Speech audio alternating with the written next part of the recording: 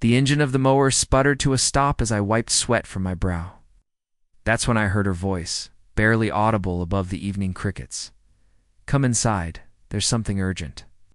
Ms. Eleanor Wright stood in her doorway, her expression unreadable, hands clutching what looked like an old leather-bound book.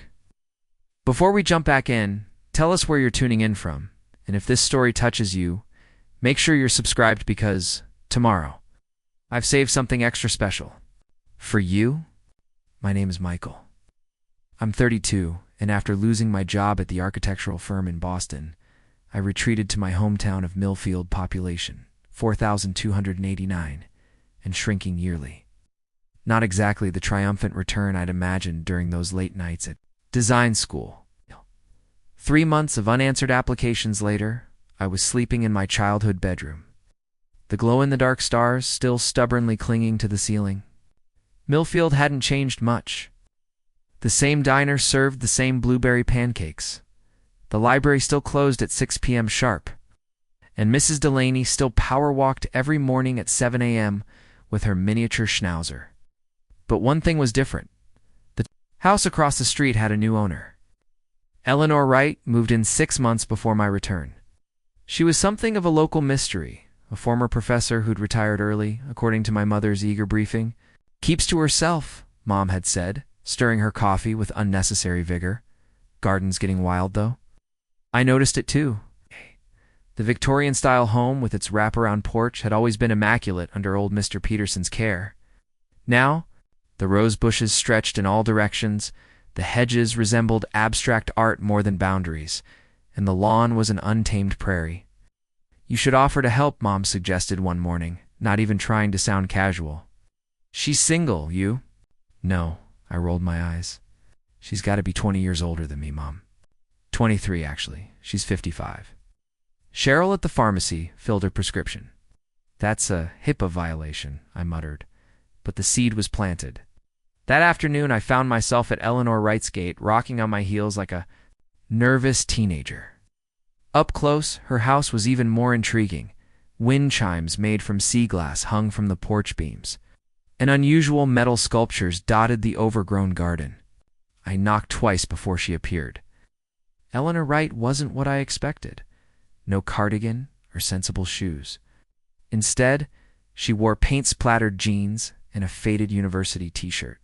Her silver-streaked auburn hair was twisted into a messy knot, and behind wire-rimmed glasses, her eyes were the color of stormy seas. "Can I help you?" Her voice was low, slightly husky. "Actually, I was wondering if I could help you." The words tumbled out awkwardly. "With your yard, I mean, Michael. From across the street, I notice it's gotten a bit wild." She smiled slightly. "That's the point, oh?" I shifted uncomfortably. "Well, if you change your mind." She studied me for a long moment. "Why would you want to mow a stranger's lawn?" Question caught me off guard. "Because my mother is trying to set us up, because I'm unemployed and bored, because I'm tired of feeling useless, because neighbors help each other," I said finally, "and I could use something productive to do." Eleanor tilted her head. Honesty. Refreshing. She gestured toward the wilderness that was once a lawn. "If you truly want to be my guest, but leave the wildflowers near the fence. They're important." That was how it started. 3 times a week, I'd bring my father's old mower over and slowly reclaim the yard from chaos. Would occasionally watch from her porch, sometimes with a sketchbook, sometimes with a mug of something that smelled like chai. We rarely spoke beyond brief greetings, till the day she left a glass of iced tea on the porch steps with a note. Hydration is important. So is conversation. EI sat on the steps and sipped the tea. Minutes later, the screen door creaked, and Eleanor emerged with her own glass. "You're good at this," she said, gesturing to the half-tamed yard. "Creating order from chaos." "That's what I used to do. I'm an architect," I corrected myself. Was an architect. Interesting choice of tense. Hard to claim a profession when no one will hire you. Eleanor nodded thoughtfully. "I used to tell my students that identity isn't what you do, it's how you see. An architect without a building is still someone who sees the world through an Architect's eyes? Your students? I taught architectural theory at MIT for 20 years. I nearly choked on my tea. You're that Eleanor, right? It's the one who wrote Spaces Between? The Architecture of Emptiness? She looked surprised, then pleased. You've read it? It was required reading in my 3rd year. Your work on negative space revolutionized how I approach design. Preparing and narrating this story took us a lot of time. So if you are enjoying it, subscribe to our channel. It means a lot to us. Now back to the story. A faint blush colored her cheeks. Well, that's unexpected. From that day, our conversations deepened. I'd work on her yard, and afterward, we'd talk architecture, theory, and eventually life. I learned she'd left academia after a bitter departmental dispute. She discovered I'd been laid off when my firm lost a major contract. We're both displaced, she observed one evening, untethered from what defined us. Her garden began to take shape under my care, revealing structures I hadn't noticed before, stone pathways, a small pond, even a decaying gazebo half hidden by vines. This place must have been spectacular once, I said, clearing ivy from the gazebo's framework. Most things were, she replied cryptically. Weeks passed. Summer heat gave way to early fall crispness. I expanded my efforts to fixing the gazebo, repairing her fence, even cleaning out the gutters. My job applications became less frequent, my visits to Eleanor's more so. My mother was suspiciously supportive. She's certainly interesting, she offered, which from her was practically a blessing.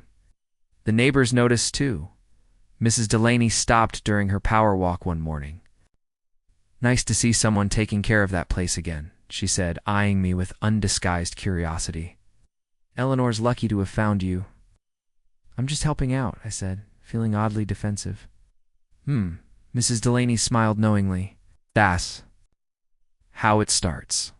I ignored her insinuation, but her words lingered. What exactly was I doing here, spending hours each day working on a near stranger's property for nothing but conversation and occasional tea? One evening, as September painted the sky in watercolor hues, I was trimming the last section of lawn when Eleanor appeared at the garden gate. Something was different about her. She'd changed into a simple blue dress, her hair loose around her shoulders. Would you like to stay for dinner? She asked. I made too much pasta. The invitation felt significant somehow. Crossing a threshold, I nodded. Suddenly aware of my grass-stained clothes and sweaty face. Should probably clean up first. There's a bathroom just off the kitchen, she said, whenever you're ready. Eleanor's house was exactly as I'd imagined and nothing like I expected. Books were everywhere, stacked on tables, lined on shelves, piled on the window seats. The furniture was an eclectic mix of antiques and modern pieces. But what caught my attention were the walls covered with architectural drawings, blueprints, and sketches.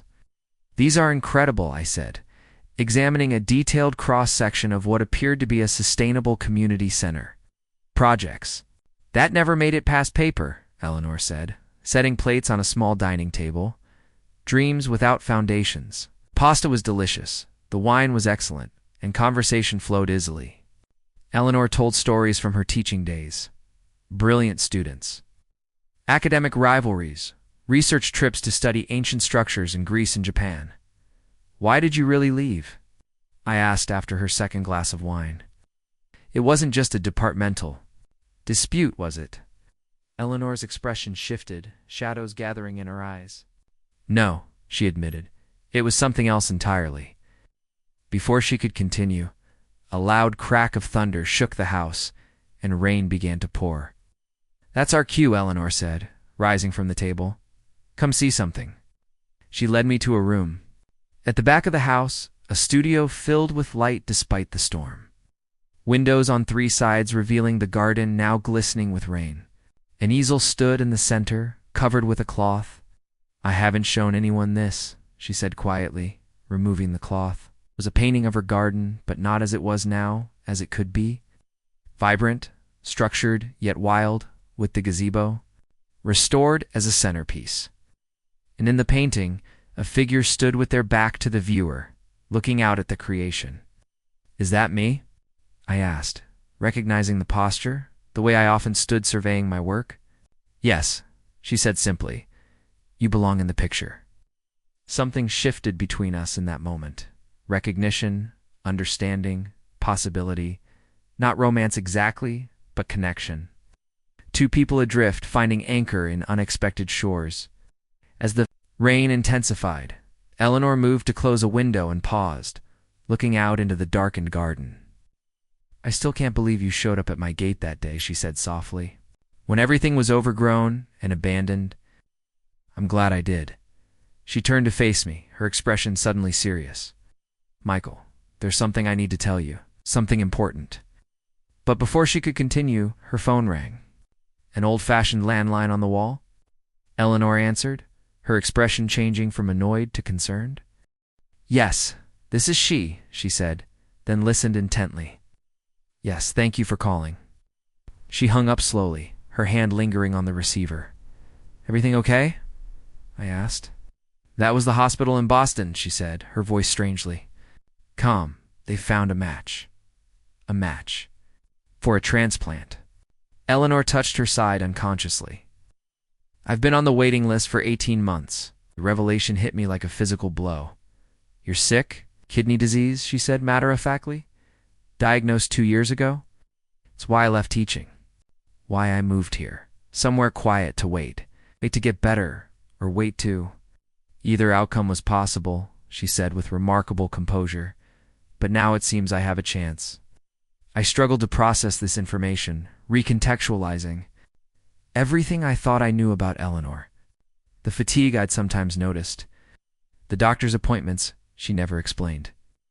Her philosophical acceptance of life's uncertainties. When do you need to go? I asked finally. Tomorrow morning. The surgery is scheduled for the day after. She looked around the room at the painting at me. Would you water my plants while I'm gone? The hospital says I'll be there at least 2 weeks. Of course, I said automatically, but shouldn't someone go with you? Family or Eleanor smiled sadly. There's no one. My parents are gone, no siblings, and I never married. Academia was my family. The thought of her facing major surgery alone was unbearable. I'll drive you, I offered. And I can stay in Boston during your recovery. She shook her head. You barely know me, Michael. Yeah, I know enough, I insisted. I know you see the world in a way that makes me see it better, too.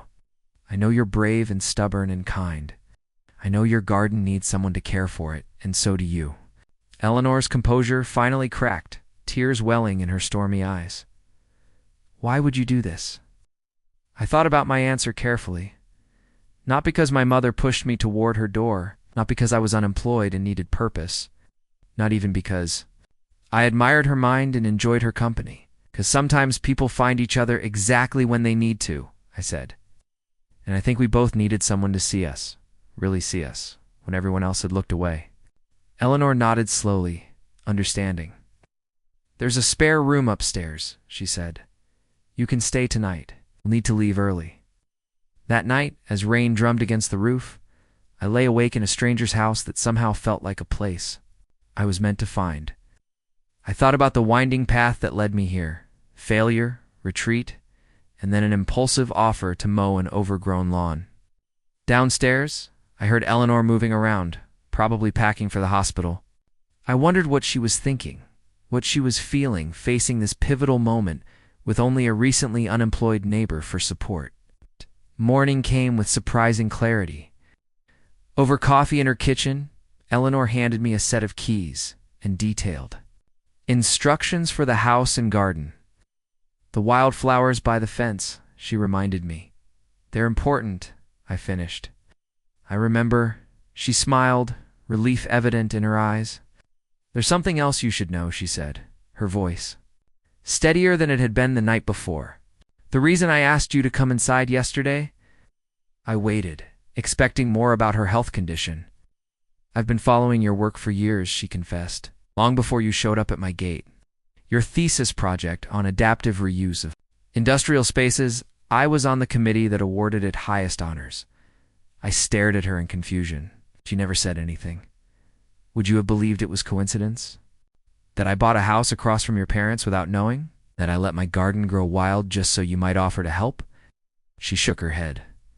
No one would believe such serendipity. But it was coincidence? Entirely, she confirmed. I had no idea you were Thomas and Catherine. Lane's son, until your mother introduced herself at the grocery store and mentioned her architect's son was coming home. By then, I'd been here 3 months. So yesterday, when you asked me inside, I was going to show you a letter I received from Harrington and Associates in Providence. They're looking for someone with exactly your expertise for a new community project. She reached into a drawer and handed me an envelope. Known James Harrington for 20 years?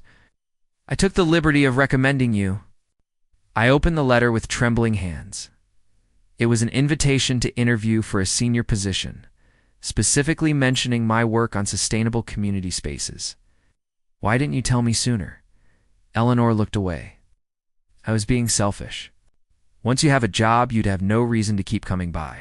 No reason to fix my broken gazebo or listen to an old professor ramble about negative space. You're not old, I said automatically, then more softly, and that's not why I come here. She met my eyes then, vulnerability and hope mingling in her gaze. When I got the call about the transplant, I realized how ridiculous I was being. Life is too short for games. You deserve to know about the opportunity, regardless of what it might mean for it. Whatever this is between us.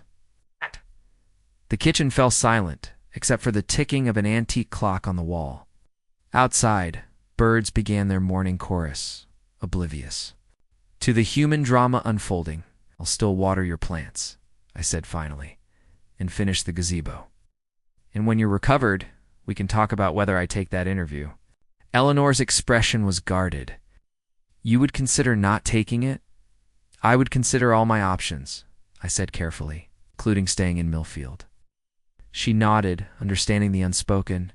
Then she glanced at her watch. We should go. Boston traffic will be starting. As we loaded her small suitcase into my car, Mrs. Delaney power-walked by with her schnauzer, slowed, taking in the scene with undisguised interest.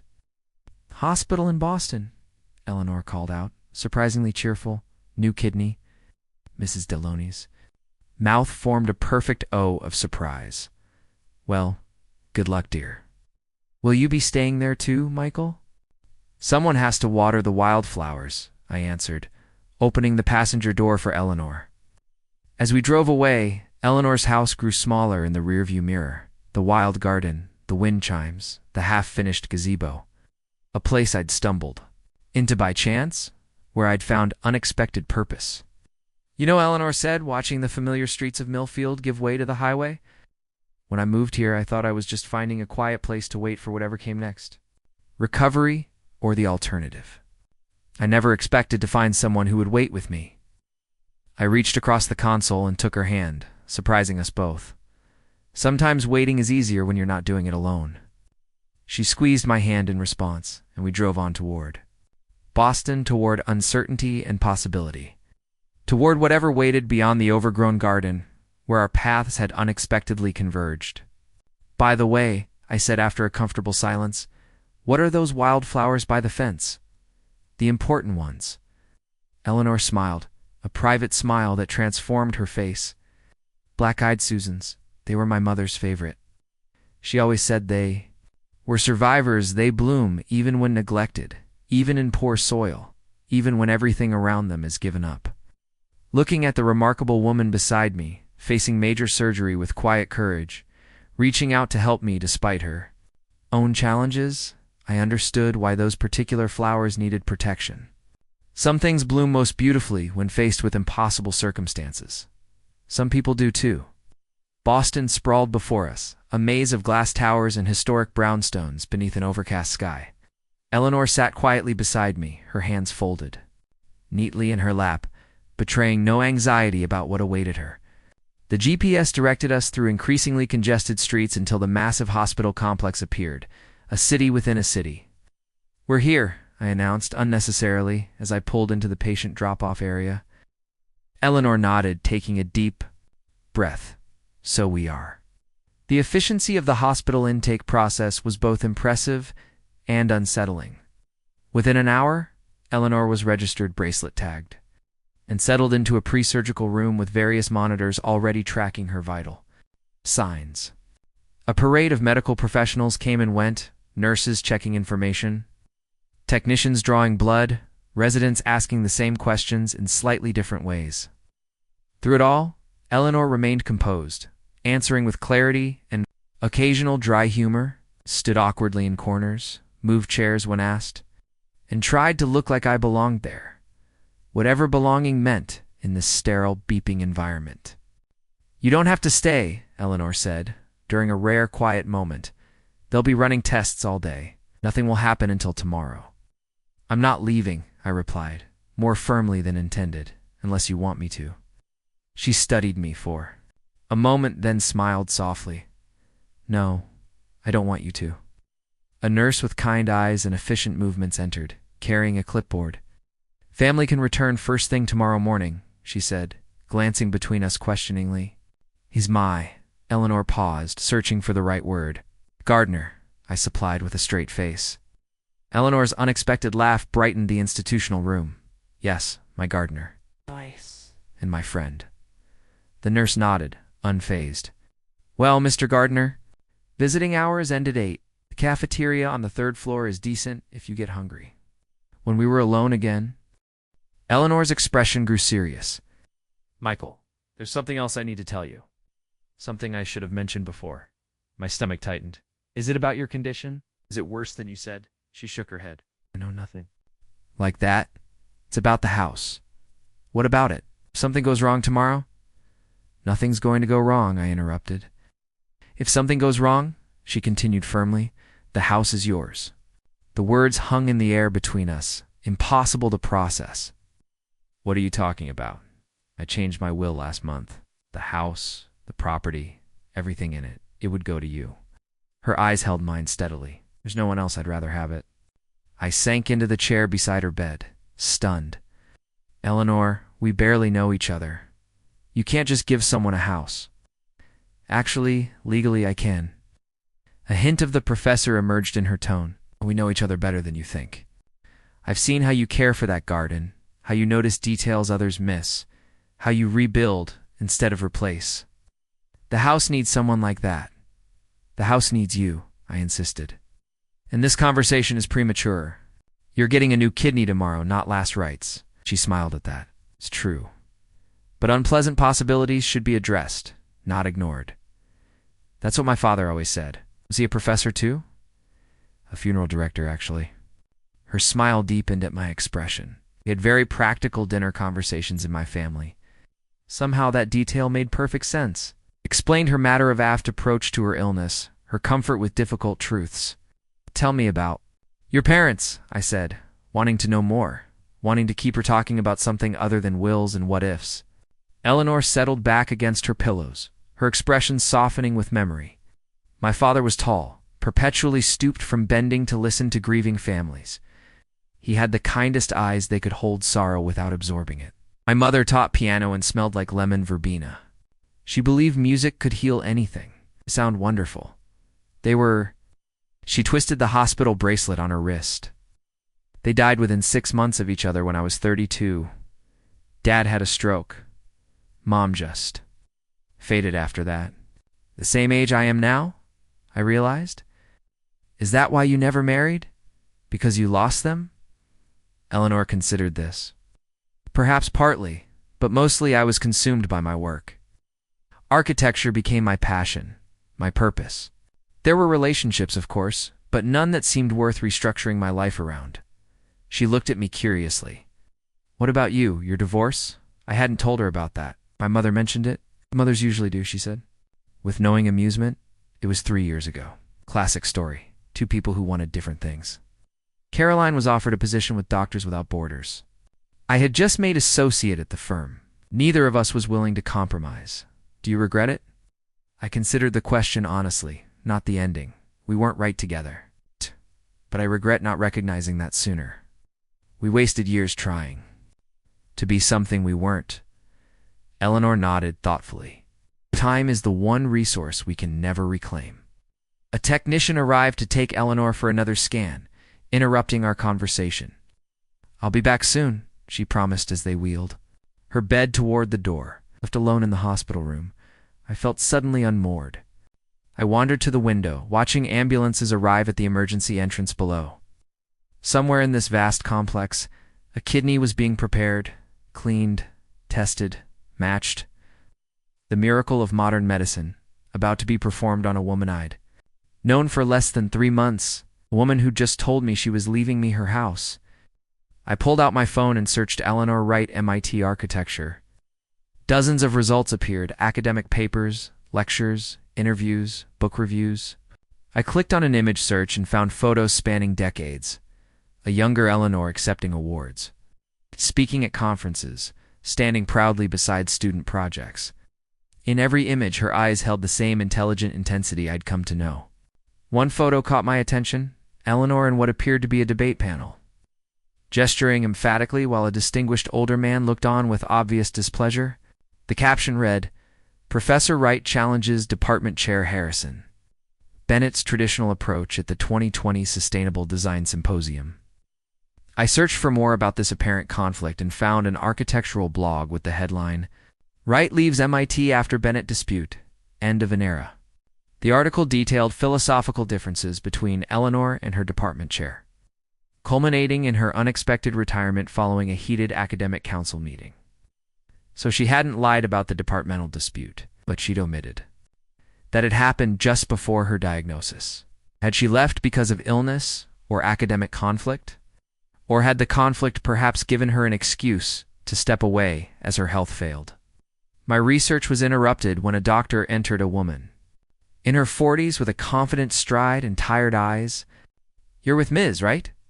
she asked, extending her hand. "Dr. Patel. I'll be performing the transplant tomorrow." "Michael Lane." I shook her hand. "Friend and gardener." Dr. Patel's eyebrow raised slightly. "Well, Mr. Lane, I wanted to update someone in Ms. Wright's support circle. All her preliminary tests look good. We're optimistic about tomorrow's procedure." Relief washed over me. "That's great news." "It is." Dr. Patel's expression became more measured. "However, kidney transplants are major surgery with significant recovery periods. Ms. Wright will need considerable support during her rehabilitation. Does she have family coming to assist her?" "She has me," I said simply. Dr. Patel studied me for a moment, then nodded. "Good. She needs someone." The first few months are critical for preventing rejection. After she left, I paced the small room, thoughts racing, months of recovery, daily medications, regular monitoring. I'd offered to water plants and finish a gazebo, not become a long-term caregiver. What did I know about post-transplant recovery? About medication schedules and infection prevention? What did I know about Eleanor Wright, really? Yet the thought of her facing this alone was unthinkable. The thought of returning to Millfield without her was equally so. Somehow, in the space of a summer, this enigmatic woman had become essential to my days. Our conversations, her insights, the quiet companionship we developed among the wildflowers and wind chimes. When Eleanor returned from her scan, I was still by the window, lost in thought. "Penny for your thoughts," she said, as technicians reconnected her monitors. I turned, studied her pale face against the institutional pillows. "I was thinking about the gazebo," I said finally. "I should reinforce the north corner before winter." She smiled, understanding all I wasn't saying. Yes, that would be wise. The evening passed quietly. I fetched us both dinner from the cafeteria. Surprisingly decent pasta for me. Bland. Hospital fare for Eleanor. We watched a cooking competition on the room's small television, debating which contestant had the best technique. It felt surreal, this ordinary activity in such extraordinary circumstances.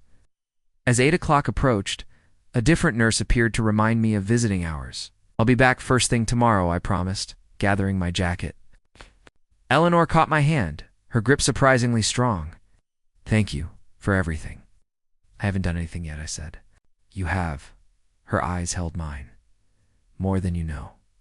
I squeezed her hand gently before letting go. "See you tomorrow, Professor. Try to get some sleep."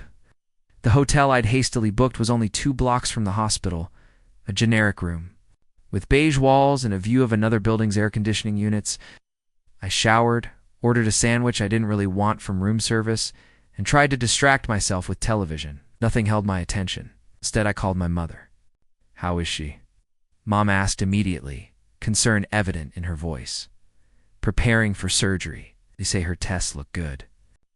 "And how are you, sweetheart?" Simple question nearly undid me. "I don't know," I admitted. This is all happening so fast. Yesterday I was mowing her lawn, and today she's telling me she's leaving me her house and her will. She what? My mother's surprise was evident. "I know. It's crazy." "It's not crazy. It's significant," Mom corrected. "Eleanor doesn't strike me as someone who makes impulsive decisions." "Barely know each other," I protested. "Sometimes time isn't the most important measure of connection," Mom said thoughtfully. "Your father and I got engaged after 6 weeks. That was different. You were in love." A pause. "What? And what exactly are your feelings for Eleanor?" I stared at the hotel's ceiling, uncertain how to answer. "She's brilliant, fascinating, kind in an unsentimental way. Being with her makes me see things differently. Buildings, landscapes, myself." "That sounds rather profound for barely knowing someone," Mom observed. "She's 23 years older than me," I reminded her. "Yes, Cheryl at the pharmacy mentioned that." Mom's tone was amused. "Age is just a number, Michael. The question is whether you're willing to explore what this connection might be, whatever it might be." After we hung up, I lay awake for hours, my mother's words echoing. What was this connection? Not romance in any conventional sense. Not simple friendship either. Something undefined, unfolding naturally like the garden weed tended together.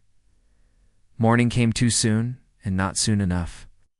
I arrived at the hospital at 6:30 a.m., armed with coffee for myself and a small potted violet for Eleanor's room, a touch of living color in the clinical environment. She was already awake, her hair neatly brushed, sitting up in bed reviewing documents. "Working before surgery?" I asked, setting the plant on her windowsill. "Distraction," she admitted. "Paper I've been peer reviewing." I noticed she'd removed her jewelry, the simple silver earrings and pendant she usually wore. Without them, she looked somehow more vulnerable. "Nervous?" I asked gently. Terrified, she replied with surprising candor, but also ready. "Been waiting for this chance for 18 months. The pre-surgical team arrived soon after, a flurry of activity and final preparations. They explained the procedure again, how they would place the new kidney in her lower abdomen, connecting it to her blood vessels and ureter while leaving her own kidneys in place. How the anti-ejection medications would begin immediately. "Time to go, Ms. Wright," an orderly announced finally. Eleanor looked at me, something unspoken in her eyes. I moved to her side and impulsively kissed her forehead. "I'll be right here," I promised. "The gazebo," she whispered. "Don't forget." "About the north corner?" Then they wheeled her away, leaving me standing in an empty room that still held traces of her presence, the faint scent of her shampoo. The architectural journal on the bedside table, the potted violet catching morning light. The waiting was excruciating. Hours stretched endlessly as I paced, attempted to read magazines, checked my phone obsessively. I called my mother with an update, and Eleanor's neighbor on the other side, an elderly gentleman named Mr. Finch who'd agreed to collect her mail. "The surgery's happening now," I told him. "Everything looks good so far. Give her my best." He said, "And tell her the cardinal babies hatched in her maple tree, 3 of them bright as berries." I smiled, imagining how pleased Eleanor would be with this news. "I'll tell her." Finally, Dr. Patel appeared in the waiting room doorway. I stood immediately, heart pounding. "The surgery went well," she said, and I felt my knees weaken with relief. "She's in recovery now. You can see her in about an hour, but she'll be very groggy from the anesthesia." "But the kidney is working? Everything's okay?" Dr. Patel smiled. "So far, everything looks excellent. The kidney is producing urine already, which is exactly what we want to see." When I was finally allowed to see Eleanor, I was shocked by how small she looked amid the recovery room equipment. Pale, with dark circles under her eyes, she seemed to have aged years and hours. Tubes and wires connected her to various machines, each with its own rhythm of beeps and hums. But when her eyes fluttered open and found mine, They were clear and alert, I said softly. Did they do it? She whispered, her voice raspy from the breathing tube. They did. The new kidney is already working. A single tear slid down her cheek. Good, she murmured, before drifting back to sleep. The next few days blurred together in a routine of hospital visits, brief conversations as Eleanor's strength gradually returned, and nights alone in the hotel room, researching transplant recovery and making plans. I spoke with Dr. Harrington from the architectural firm, explaining my situation and asking to postpone my interview. He was surprisingly understanding. Eleanor Wright is vouching for you, he said. That carries significant weight. Take care of her, and we'll talk when things settle. On the 5th day, Eleanor was moved from intensive care to a regular room. Her color was better, her voice stronger, though she tired easily and pain medication made her thoughts occasionally drift mid-sentence. They say I'm doing well, she told me, carefully adjusting her position to minimize discomfort. Better than expected for someone my age? You're too stubborn not to recover quickly, I teased gently. She smiled. Perhaps. Then, more seriously, Michael, we need to talk about what happens next. I nodded. I'd been expecting this conversation. The doctors mentioned rehabilitation facilities, but I've been researching home care options. There are nurses who can visit daily and with some modifications to your bathroom and bedroom, Michael, she interrupted softly. I'm not going back to Millfield. Not right away. I stared at her, confused. What do you mean? I have a sister, Eleanor said, watching my reaction carefully. Half-sister, actually. She lives in Seattle. I haven't been close. But she's offered to let me stay with her during my recovery. She's a nurse practitioner. She understands what I'll need medically. A sister? I repeated, trying to process this new information. You said you had no family. I said there was no one to come with me to the hospital, she corrected gently. Rebecca and I. It's complicated. We share a father but grew up separately. We reconnect occasionally, then drift apart again. When did you arrange this? We've been talking since my diagnosis. She called the day before we left for Boston. That's why I needed to come inside urgently. To tell you about the job opportunity, yes, but also about Rebecca. I felt oddly betrayed, though I had no right to. So you're moving to Seattle? Temporarily, she emphasized. Just for the critical recovery period? 3 months? Perhaps 4? And the house? The garden? Would you look after it for me? Her eyes held mine, hopeful yet uncertain. I know it's a lot to ask, but I trust you, Michael, more than anyone. The request hung between us, weighted with unspoken meaning. Looking after her house meant staying in Millfield, putting the job in Providence on hold again, continuing. This strange limbo I'd been living in since losing my position at the firm. The alternative, returning to my parents' house, applying for distant jobs, never seeing Eleanor again, suddenly seemed impossible.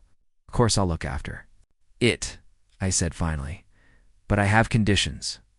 Eleanor raised an eyebrow, a flash of her old professorial authority. Oh, regular updates on your recovery, weekly video calls, and you have to actually come back. I met her gaze directly. Hey, the wildflowers will miss you. A soft smile curved her lips. Just the wildflowers? And maybe your gardener too, I admitted. 2 weeks later, I stood in the airport terminal watching Eleanor's sister maneuver a wheelchair toward the priority boarding line. Rebecca Wright was Eleanor's opposite in many ways, practical, straightforward, with a no-nonsense efficiency that both reassured and intimidated me. But I'd seen genuine concern in her eyes when she looked at Eleanor, and that was what mattered. Remember, no heavy lifting, I reminded Eleanor, adjusting the scarf around her neck. And take your medications exactly on schedule. Yes, Dr. Lane, she teased, but her eyes were serious as they held mine. Take care of yourself too, and the house I will. The gazebo north corner needs reinforcing before winter. I finished, I remember. A final boarding call echoed through the terminal. Rebecca glanced at me apologetically. We need to go. I nodded, then impulsively knelt beside Eleanor's wheelchair. I'll be waiting, I said softly. When you're ready to come home. Eleanor touched my cheek, her fingers cool against my skin. I know you will. That's why I can leave. I watched until they disappeared down the jetway, feeling a curious mixture of loss and purpose. Then I turned and walked out of the terminal, toward the parking garage where my car waited to take me back to Millfield. Back to Eleanor's house, which would be my home for the next few months. Back to the garden, where something unexpected had taken root between us. Something that would continue to grow even across the distance, waiting for her return. Millfield greeted me with brilliant autumn colors as I drove through town. Gold and crimson leaves danced across the road, a stark contrast to the sterile white hospital corridors I'd grown accustomed to. The streets were quiet in mid-afternoon. Just a few people walking dogs or carrying groceries. Mrs. Delaney waved as I passed, her curiosity evident even from a distance. Eleanor's house looked different somehow. Still beautiful, still distinctive, but with an emptiness that had nothing to do with its physical structure. I parked in the driveway rather than across the street, using the key she'd given me to unlock the front door. The alarm system beeped accusingly until I entered the code, her birth, month, and day. Just me, I announced to the empty house, feeling slightly foolish, but the sound of my voice helped dispel the eerie stillness. The first few days of living in Eleanor's home felt like an elaborate house-sitting arrangement. I slept in the guest room, careful not to disturb her belongings or impose my presence too heavily.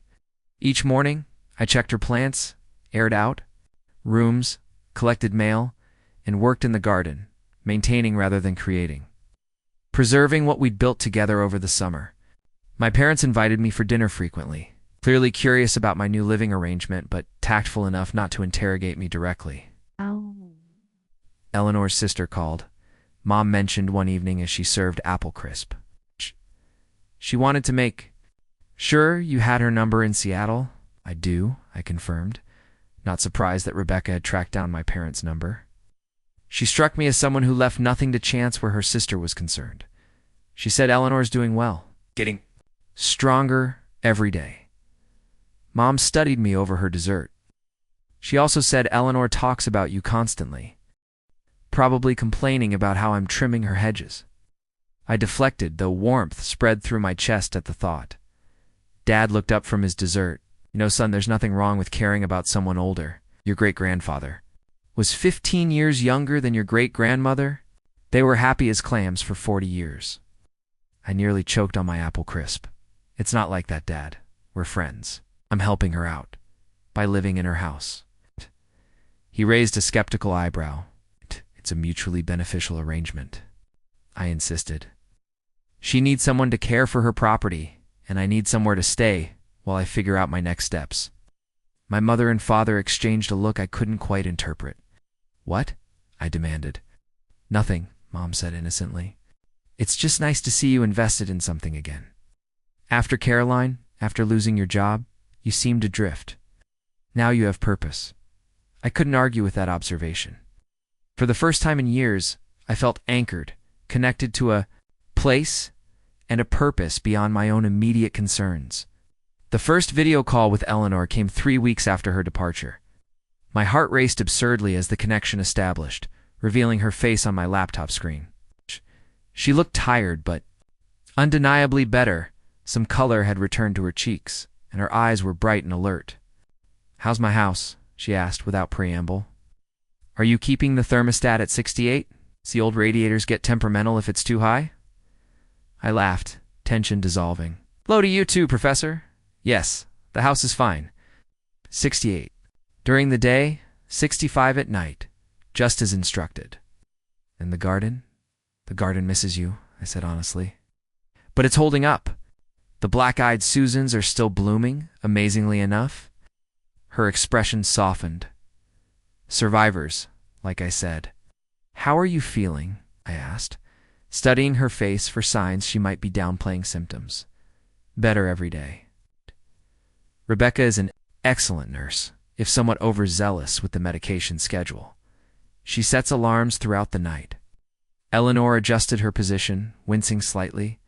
The incision is healing well. They're monitoring my kidney function closely, so far, no signs of rejection. That's wonderful news. Yes. She paused, her expression growing more serious. Michael, there's something I need to ask you, something important. My stomach tightened. What is it? The blueprint's in my studio. A large tube labeled Community Center 2018. Could you send it to me? I've been thinking about that project again. Relief washed over me. Of course. I'll ship it tomorrow. Thank you. Hesitated. Then added, Rebecca thinks I'm crazy to be considering. Work again so soon? But I need it, Michael. Need to feel useful, to create something that matters. I understand, I said, and I truly did. Eleanor's identity was so wrapped up in her work, her vision, her ability to shape spaces that improved lives. Actually, I've been thinking about design again, too. Oh, interest sparked in her eyes. Just sketches, ideas, nothing concrete yet. I hadn't told her about the drafting table I'd set up in a corner of her sunroom, or the hours I'd spent there experimenting with concepts that had been dormant since losing my job. I'd love to see them sometime, she said, then stifled a yawn. You should rest, I told her. We can talk again next week. She nodded, looking reluctant to end the call. Michael, thank you. For everything. You don't need to thank me. I do, she insisted softly. You've given me more than you know. After we disconnected, I wandered through the quiet house, seeing it with new eyes, not as Eleanor's space that I was temporarily occupying, but as a sanctuary where both of us were healing in different ways. Her from physical illness, me from professional disillusionment and emotional stagnation. The following day, I shipped the blueprint tube as promised, along with a handwritten note describing recent developments in the garden and a small watercolor I'd painted of the black-eyed Susans. It wasn't a masterpiece by any means.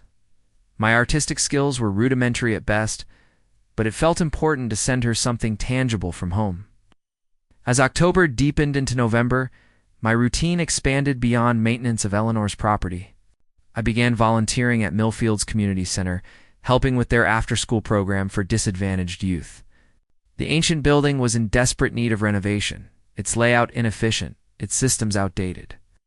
What this place needs is a complete redesign, I commented to Diane, the center's director.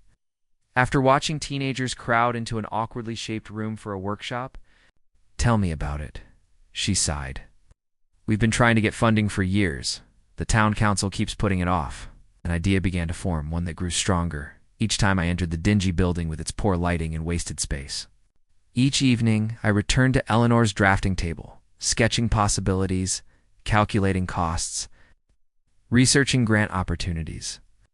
It became my secret project, something to discuss with Eleanor when she returned. If she returned, that doubt crept in during quiet moments, the fear that Seattle might become permanent, that Rebecca's practical influence would convince Eleanor to sell the Millfield house and settle on the West Coast. Our weekly video calls remained the highlight of my days, but sometimes I caught a wistfulness in her expression when she spoke of Millfield, as if it were becoming a distant memory rather than a waiting home. Have you heard from Harrington and Associates? She asked during our late November call. About the position in Providence? I hesitated. They're still holding it for me. At least through January. And you haven't given them an answer. Her gaze was penetrating even through the screen. Not yet. Depends on several factors. On me? She stated bluntly. On whether I return to Millfield? I couldn't deny it. Partly, yes. But also on some other possibilities I'm exploring. Locally, Michael? Her voice softened. Don't put your life on hold for me. I never intended that. I'm not putting anything on hold, I insisted, making choices about what matters to me. You taught me that, remember? That architecture isn't just what we do, it's how we see the world. She smiled slightly, using my own words against me. Very clever, Mr. Lane. The first snow fell in early December, transforming Eleanor's garden into a winter wonderland. I sent her photos of the gazebo, now fully restored, its north corner reinforced, as promised, draped in white. Her response was a single line. I miss seeing it through my window. As Christmas approached, I faced an unexpected dilemma when Rebecca called me directly. I'm considering bringing Eleanor home for the holidays, she said without preamble. Her recovery is progressing well, and I think a short visit might be beneficial psychologically. But I wanted to check with you first. I was momentarily confused. Check with me? Why would you need my permission? Not permission, Rebecca clarified. Assessment. You're there. I'm not. Is the house accessible enough for someone still recovering from major surgery? Is the neighborhood manageable in winter conditions? Would the travel be too disruptive? Her practical concerns were valid, but beneath them, I sensed something else. An evaluation of me, of my reliability, of my importance in Eleanor's life. The house can be made accessible, I said carefully. I've already installed grab bars. In the main bathroom, and the guest room on the first floor is ready, if stairs are too challenging. The sidewalks are well maintained, and I'm here to help with anything she needs. A pause. You've done all that already? Yes, I confirmed, just in case. Rebecca was silent for a moment. You care about her a great deal, don't you? The question was direct, unavoidable. I do. May I ask why? You barely knew her before all this happened. I considered the question honestly, because she sees the world in a way that makes me want to be better, because she's brave and brilliant and doesn't waste time on pretense. Because when I'm with her, everything makes sense in a way it never has before. Another pause. I see, Rebecca said finally. That's not what I expected. What did you expect? I don't know. Something about obligation or pity or midlife crisis. Her tone softened slightly. Eleanor talks about you constantly, you know. I thought perhaps she was romanticizing a casual acquaintance out of isolation or gratitude. And now I think perhaps she wasn't exaggerating after all. Got her? Rebecca's voice became brisk again. I'll speak with her doctors about travel. Clearance, if they approve. We'll plan to arrive December 23rd. After the call ended, I stood in Eleanor's kitchen, heart racing with a mixture of excitement and anxiety. The prospect of seeing her again, of having her back in this house, even temporarily, filled me with unexpected joy. But I also feared what the visit might reveal about her health, about our undefined relationship, about the future. I channeled my nervous energy into preparation, deep cleaned the entire house, installed additional safety features, stocked the pantry with her favorite foods. I replaced the guest room's twin bed with a more comfortable full size, bought new towels and bedding and filled vases with evergreen branches and winter berries since fresh flowers were scarce. The neighbors noticed my activities with unconcealed interest. Mrs. Delaney happened to walk by 3 times in one day, each time with a different excuse to chat. So Eleanor's coming home for Christmas? She asked during her 3rd appearance. How lovely. Will her sister be staying too? Yes, they'll both be here for about a week, I confirmed, knowing the information would spread through Millfield within hours. Well, we're all so glad, Mrs. Delaney said, her expression softening. Eleanor needed someone to care for her, and you needed someone to care for. Perfect match, if you ask me. I started to protest the simplification, but stopped myself. Perhaps Mrs. Delaney's assessment, while lacking nuance, held essential truth. Eleanor and I had found each other at precisely the moment we both needed what the other could provide. Not just practical assistance, but purpose, perspective, understanding. The day of their arrival dawned bright and cold, sunlight glittering on fresh snow. I paced the house restlessly, checking and rechecking preparations, until finally a rental car pulled into the driveway. My heart lodged somewhere in my throat as I watched Rebecca emerge from the driver's side, then move to help Eleanor from the passenger seat. I hurried down the front steps, suddenly hesitant about how to greet her. A handshake seemed absurdly formal, a hug potentially painful given her surgery. Eleanor solved the dilemma by reaching for my hand as soon as I approached. Michael, she said simply, her voice warm despite the tremor of fatigue. You've been taking good care of my home. I tried, I replied, drinking in the sight of her. She was thinner, moved more carefully, but her eyes were the same, clear, intelligent, seeing everything. Welcome back, Professor. Rebecca observed our interaction with clinical interest as she retrieved bags from the trunk. Leonard needs to rest soon, she announced. The flight was taxing, of course.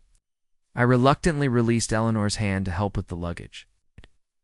The moment Eleanor crossed the threshold, something shifted in her expression. Relief, homecoming, belonging. She moved slowly through the foyer into the living room, touching familiar objects as if confirming their reality, is exactly the same, she murmured. I didn't change anything, I assured her, except what was necessary for your comfort. She turned to me, eyes suspiciously bright. Thank you for that. For preserving rather than replacing. Rebecca cleared her throat. Eleanor, you should lie down for a while. Doctor's orders. Always the nurse, Eleanor said with a mixture of affection and exasperation. Very well, but first I want to see the garden. It's freezing outside, Rebecca protested. Just from the window, Eleanor clarified. I need to see it, Becca. I led her to the sunroom, where large windows overlooked the snow-covered landscape. The garden was transformed by winter, its familiar contours softened by white, the gazebo standing like a fairy tale structure amid the drifts. It's beautiful, she breathed, one hand pressed against the glass.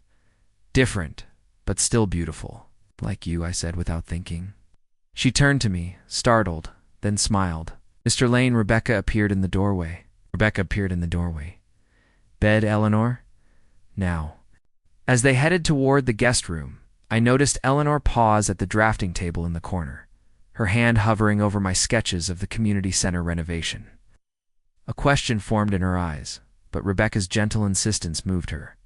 Long before she could ask, the next few days established a new rhythm in the house, ungoverned largely by Eleanor's medication schedule and energy levels. Rebecca maintained professional distance, but I occasionally caught her watching Eleanor and me together, her expression thoughtful.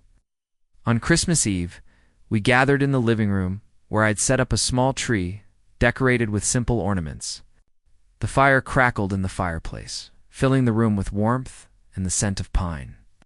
I have something for you both, I announced, retrieving carefully wrapped packages from under the tree. Rebecca seemed surprised to be included. Her gift was a handcrafted scarf in deep blues and purples, colors I'd noticed she favored. This is unexpected, thank you. Eleanor opened hers more slowly, savoring the moment.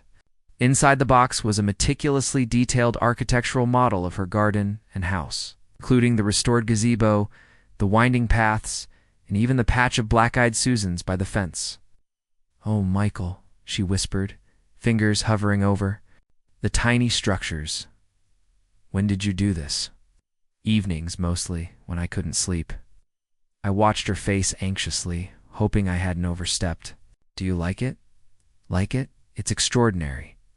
She looked up at me, eyes shimmering with emotion. You've captured everything perfectly. Rebecca cleared her throat. I should check your evening medications. She disappeared into the kitchen. Giving us a moment alone?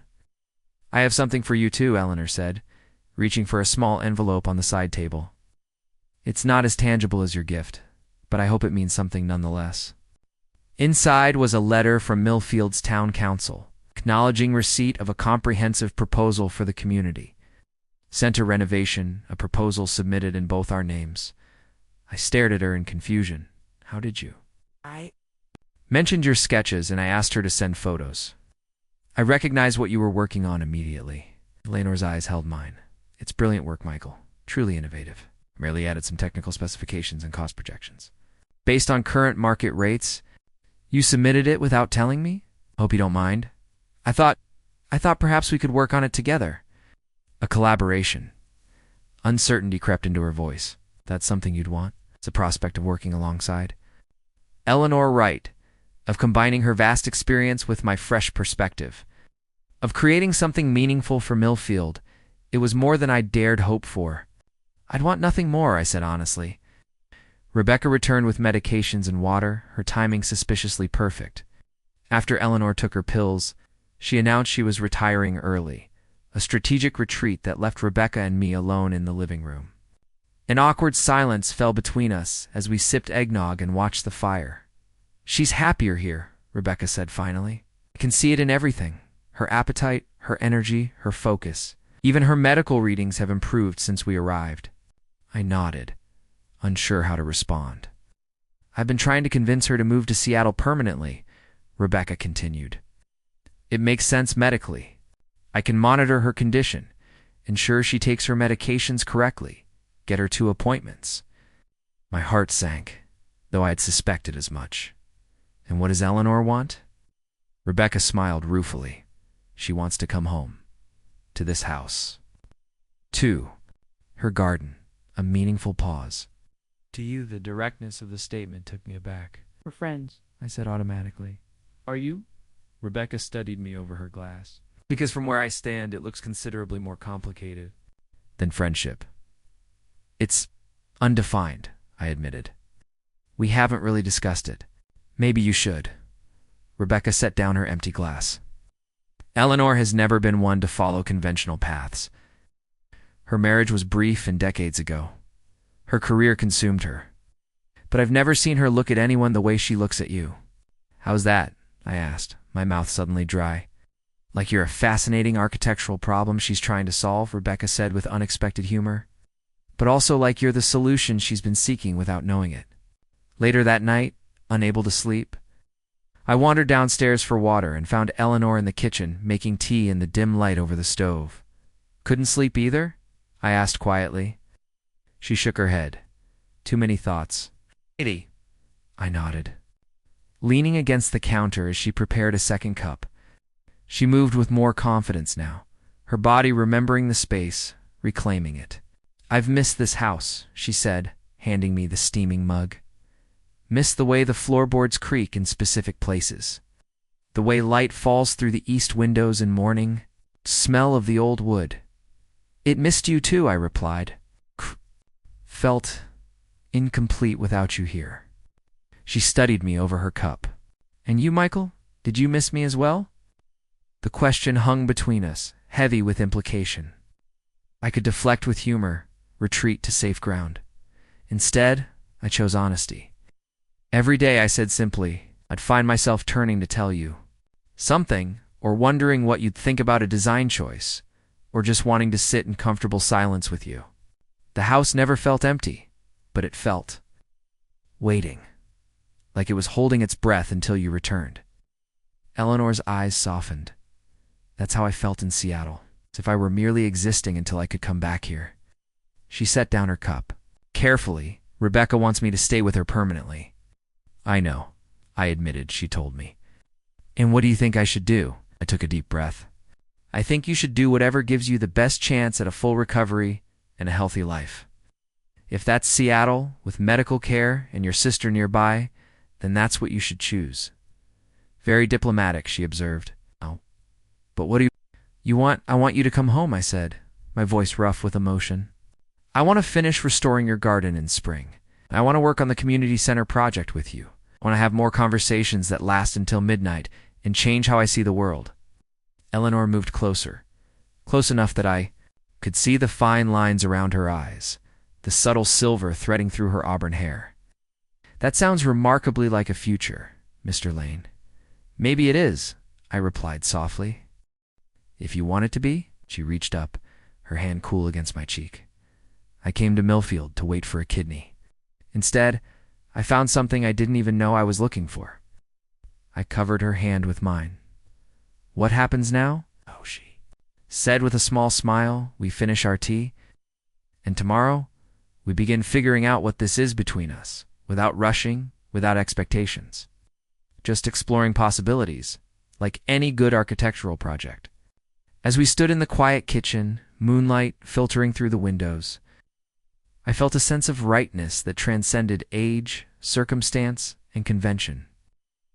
Whatever was growing between Eleanor and me defied simple categorization, but its foundation was solid, built on mutual respect, shared vision, and the kind of connection that arrives unexpectedly and changes everything that follows. Outside, snow began to fall again, adding another layer of white to the garden where our story had begun with a lawnmower. It's an urgent invitation, and two people who found each other precisely when they needed to most. Spring unfurled across Millfield like a tentative promise. First came the crocuses, pushing through patches of lingering snow, then daffodils nodding in chilly breezes. Eleanor had been home for 3 weeks, truly home, not visiting. Rebecca had returned to Seattle alone after New Year's, following intense discussions and a compromise involving weekly video calls with her sister and a local nurse checking in twice weekly. You're stubborn as those black-eyed Susans, Rebecca had said at the airport, hugging Eleanor carefully. But so is he, she'd added, with a meaningful glance at me. Maybe that's what you need. Now Eleanor stood in her garden, surveying the emerging life with the critical eye of both artist and scientist. She wore a light jacket against the March chill, her auburn hair now streaked with more silver than before her surgery, caught in a loose braid. "The forsythia needs to be cut back," she observed, making notes in a small leather-bound book. "And the herb beds should be replanted entirely." I watched from the restored gazebo where I was installing new lattice. "Whatever you say, Professor. You're the visionary.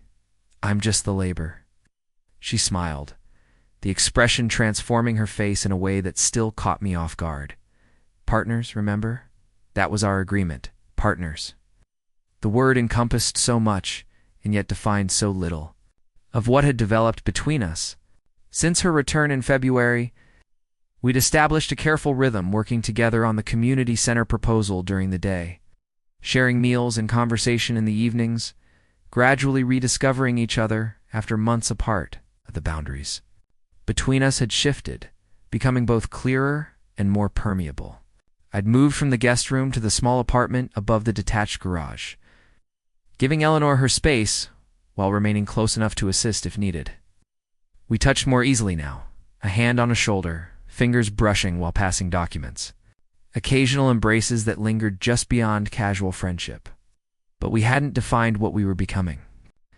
By unspoken agreement, we let it evolve naturally, focusing instead on the tangible projects before us, her recovery, the garden's renewal, and our shared vision for Millfield's community center. "The town council's meeting next week," I reminded her, descending from the gazebo.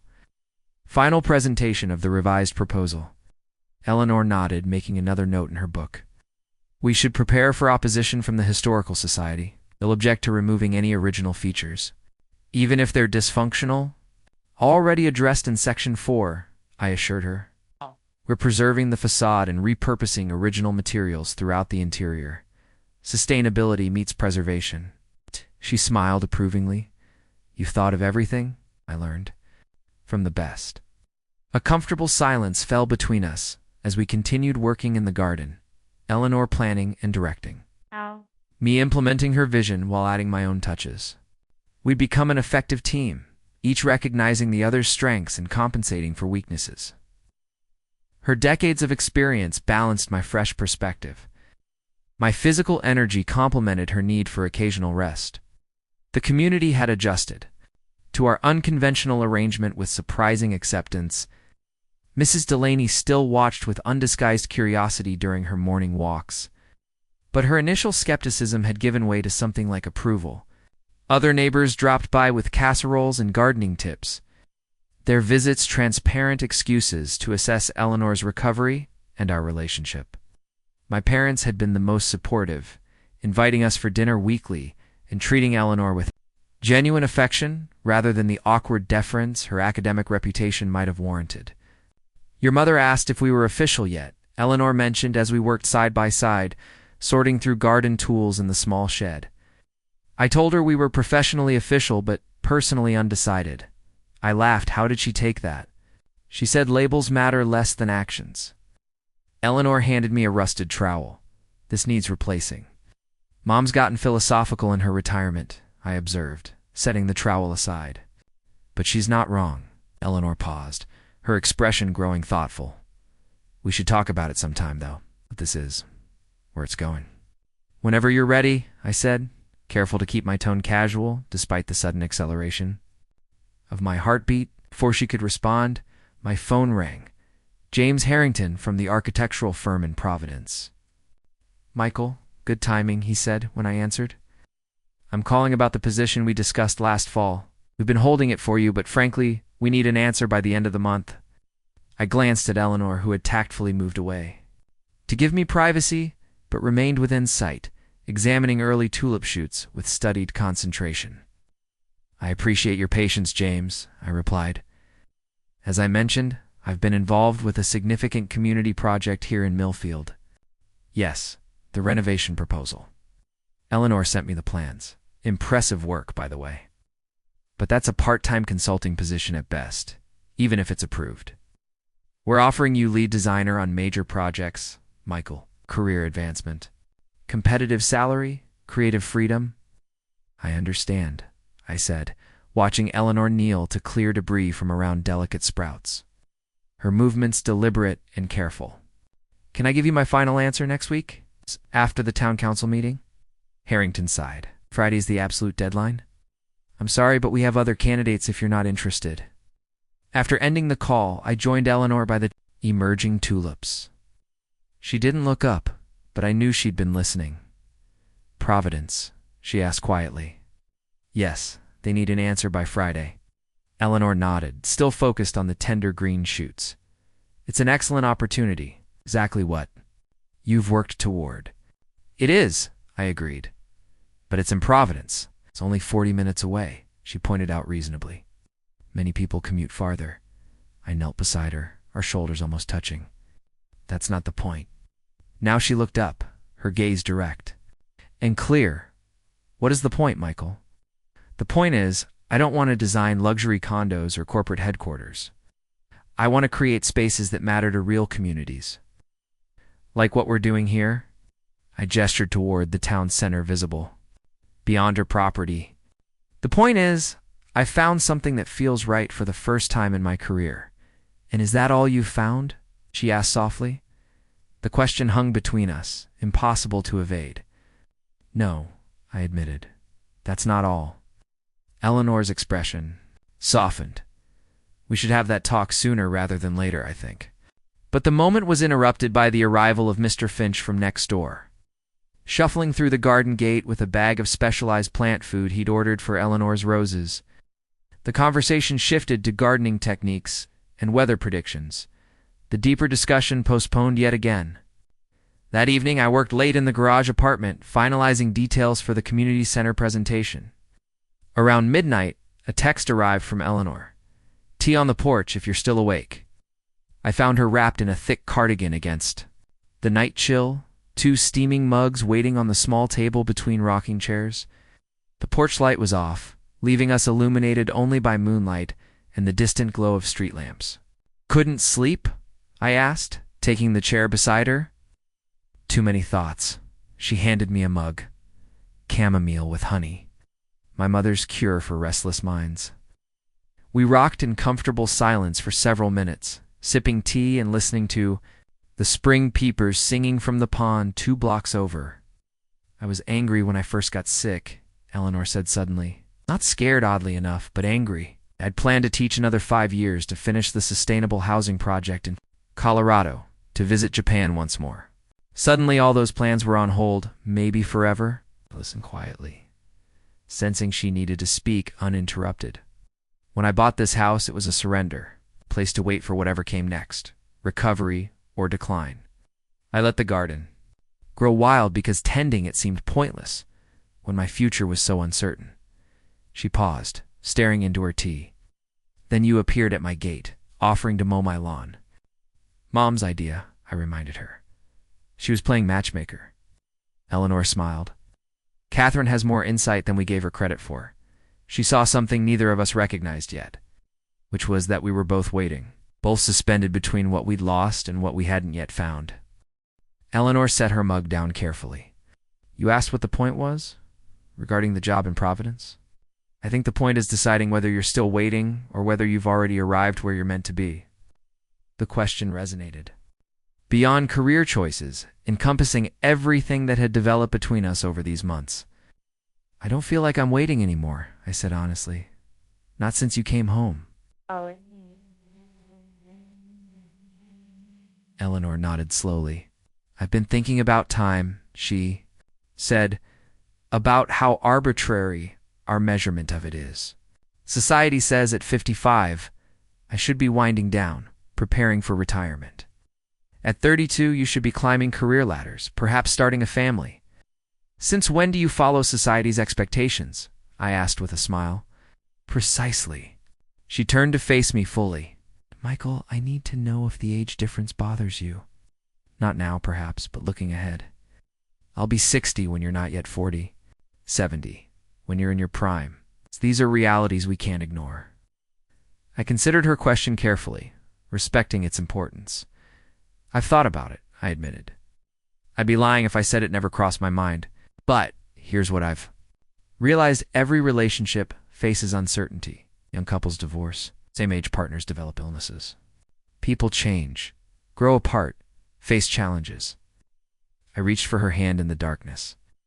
What matters isn't how many years we have, but what we build with them. I've never built anything as meaningful as what we're creating together in the garden, in the community center plans, in this undefined space between us.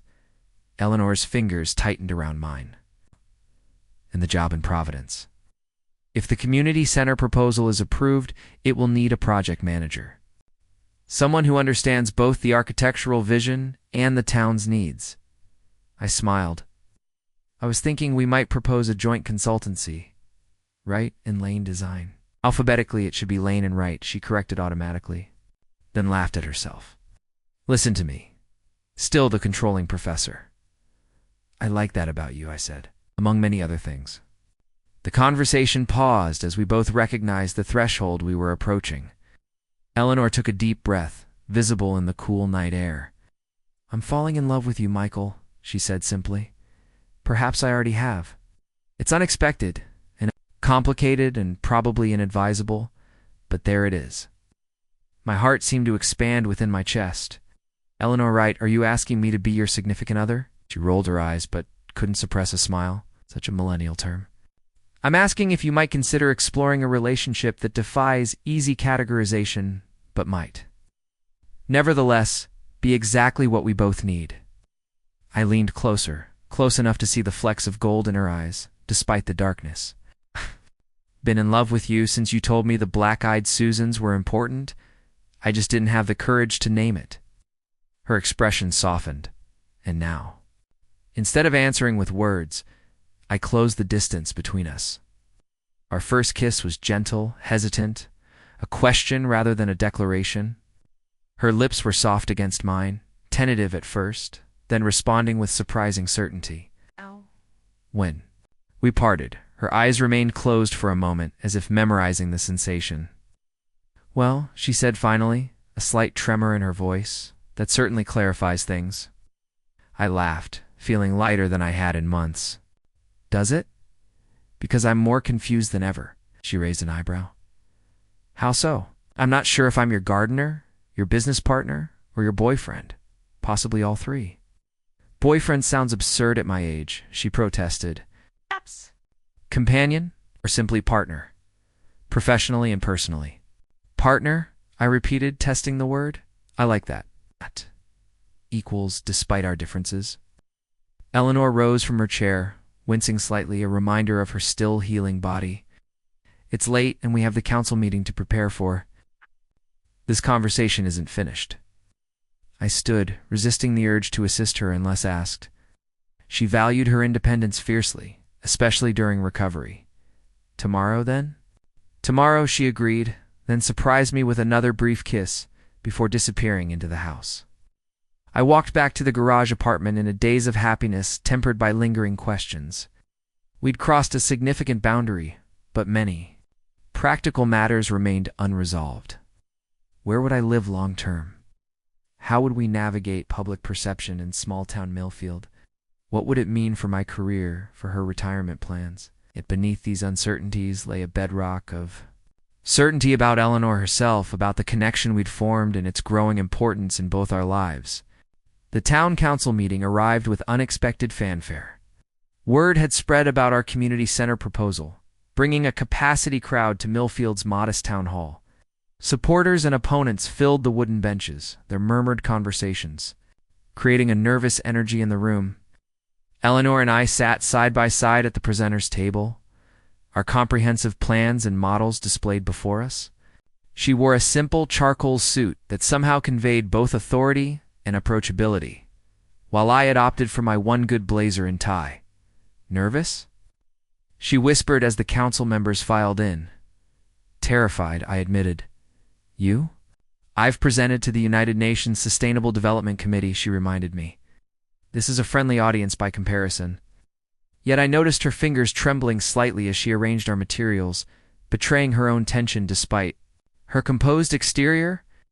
The meeting proceeded methodically through routine business, Before reaching our proposal, Mayor Jenkins, a portly man with perpetually flushed cheeks, introduced us with surprising enthusiasm. Today we have a special presentation from two distinguished architects, Professor Eleanor Wright, formerly of MIT, and Michael Lane, who many of you know as a Millfield native. They've developed a comprehensive renovation plan for our community center, addressing many long-standing issues while honoring the building's historical significance. As planned, I began the presentation with an overview of the current facility's limitations, using before and after visualizations to demonstrate proposed improvements. Eleanor followed with technical specifications and budgetary details, her academic precision perfectly complementing my more accessible approach. When we opened for questions, the expected objections emerged. The Historical Society president worried about preserving original features. The Budget Committee chairman questioned funding sources. Several residents expressed concerns about temporarily relocating programs during construction. We addressed each point calmly, referring to specific sections of our proposal where solutions were already outlined. Eleanor's decades of experience showed in her confident responses to technical challenges. While my local knowledge helped navigate community concerns, renovation will actually preserve more historical elements than the current neglect allows. Eleanor explained to the Historical Society president, by integrating original woodwork and architectural details into a modern, functional space, we honor the building's heritage while ensuring its relevance for future generations. I added, many historical features are currently hidden by patchwork repairs or covered by outdated additions. Our plan reveals and celebrates these elements rather than removing them. Gradually, skepticism gave way to cautious support. When Mayor Jenkins called for a preliminary vote to proceed with further development of the proposal, the council approved unanimously. This doesn't guarantee final approval, the mayor cautioned, but it authorizes the formation of a project committee and allocation of funds for detailed planning. Congratulations, Professor Wright and Mr. Lane. You've given Millfield something to look forward to. As we gathered our materials, community members approached with congratulations and additional questions. Mrs. Delaney appeared at my elbow, her eyes twinkling with mischief. Quite the professional partnership you two have formed, she observed, and perhaps something more, if rumors are to be believed. Before I could respond, Eleanor joined us, her hand coming to rest lightly on my arm. A Millfield does love its rumors, doesn't it, Mrs. Delaney? But in this case, they might contain a kernel of truth. Mrs. Delaney's eyebrows shot up at Eleanor's candor. Well, how refreshing to hear it directly, like a splendid couple, professional and otherwise. As she bustled away to share this confirmed gossip, I turned to Eleanor in surprise. That was unexpected. I'm too old for games, she said. Simply, in hiding what's developing between us would only fuel more speculation. It's better to acknowledge it directly and move forward. Her practical approach dissolved the last of my hesitation. Taking her hand openly, I led her through the dispersing crowd toward the exit, accepting congratulations and curious glances with equal grace. Outside, spring sunshine bathed the town square in golden light. The ancient oak trees had just begun to leaf out, their delicate green buds promising summer shade to come. We paused on the town hall steps, taking in the moment of accomplishment and possibility. I called Harrington this morning, I said, turning to face Eleanor. I declined the position in Providence. She studied me carefully. That's what you want? Completely. I've proposed instead that Wright and Lane Design serve as a consulting firm for specific projects, allowing me to remain based in Millfield while still contributing to significant work. And what did James say? He said he'd been expecting it ever since he saw our joint community center proposal. I smiled. Apparently our professional compatibility is obvious to everyone. Eleanor shook her head, amused. Is there anyone who didn't see this coming before we did? Probably not. I took both her hands in mine. But they couldn't possibly understand what it means to me, finding purpose again. Creating something meaningful, building a future I never imagined. To us, she corrected gently. What it means to us. As we walked back, toward Eleanor's house, our house, in many ways now spring's renewal surrounded us. The garden awaited our attention, The community center plans needed refinement, and our undefined relationship required nurturing and patience. But for the first time in years, I felt no anxiety about these uncertainties, only anticipation. That evening, as sunset painted the sky in watercolor hues, we sat together on the porch swing, discussing modifications to the community center plans based on feedback from the meeting. The conversation flowed effortlessly from professional to personal, our partnership bridging both worlds without effort. "I've been thinking about the gazebo," Eleanor said during a natural pause. "Needs a new purpose. Originally, it was meant for musical performances, back when the property hosted garden parties in the 1930s. What did you have in mind?" I asked, genuinely curious. Eleanor's vision never failed to surprise and inspire me. "A workspace," she suggested, "for both of us, with drawing tables and natural light from all sides. Somewhere to develop our ideas together, surrounded by the garden." The image was immediately appealing, a shared creative space that belonged to neither of us individually, but to the partnership we were forming. I love that idea. We could add adjustable panels for privacy or weather protection without compromising the original structure. Eleanor nodded, clearly having already considered this. "Exactly. Honoring what came before while adapting for new purpose. It seems to be our specialty." The metaphor wasn't lost on me. Like the gazebo, like the community center, we were finding new purpose in structures society might have considered outdated or mismatched, creating something unique and valuable from unexpected elements. "There's something else," Eleanor said, reaching into her pocket. "I've been carrying this around for days, waiting for the right moment." She handed me a small, worn brass key. "For the front door," she explained. "Not just for maintenance or emergencies, for coming home." I looked from the key to her face, understanding the significance of the gesture. "Are you asking me to move in?" "I'm asking you to consider it," she clarified. The garage apartment was always meant to be temporary, for we're truly partners. Now, in all senses, perhaps it's time to acknowledge that practically as well as emotionally. The offer touched me deeply, yet I hesitated. "What about your independence? Your space? You've lived alone for decades." "And I've discovered that solitude and independence aren't the same thing," she replied thoughtfully. "I can maintain my autonomy while sharing my life. It's a balance we'll need to find together." I closed my fingers around the key, feeling its weight, physical and symbolic. "What will people say?" Eleanor laughed softly. "They're already saying it, Michael. Mrs. Delaney probably has our wedding planned." "Well, let's not get ahead of ourselves," I said, though the thought sent an unexpected thrill through me. Indeed, she leaned her head against my shoulder, comfortable in the growing intimacy between us, each one renovation at a time. As darkness settled around us and stars appeared overhead, we continued planning, not just the community center or the gazebo workspace, but our shared future with all its complexity and promise.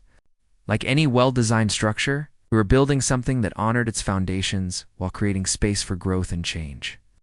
The mower that had brought us together sat forgotten in the garage, no longer needed now that the garden had found its purpose and its caretakers had found each other. What had begun as a simple offer of assistance had evolved into something neither of us had anticipated, but both now recognized as essential, a partnership that transcended age, circumstance, and convention. In the end, it wasn't about mowing lawns or building gazebos or even restoring community centers. It was about two people who had been waiting for health, for purpose, for connection, finding in each other exactly what they needed to stop waiting and start living again. Up next, you've got two more standout stories right on your screen. If this one hit the mark, you won't want to pass these up. Just click and check them out. Don't forget to subscribe and turn on the notification bell so you don't miss any upload from us.